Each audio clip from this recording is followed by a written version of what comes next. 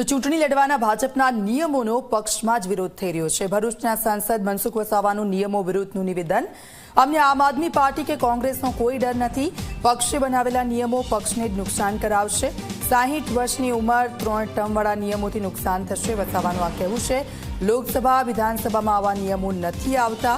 સ્વરાજ્યની ચૂંટણીમાં આવા નિયમો કેમ લાવવા? કડક નિયમોના કારણે પક્ષના કાર્યકર્તાઓમાં નારાજગી। આ વખતે અમને ડર આમ આદમી પાર્ટી કે કોંગ્રેસનો નથી। પાર્ટીની અંદર ટિકિટ આપવા માટે કેટલાક નિયમો બનાવ્યા છે, એ નિયમો પાર્ટી નુકસાન કરશે।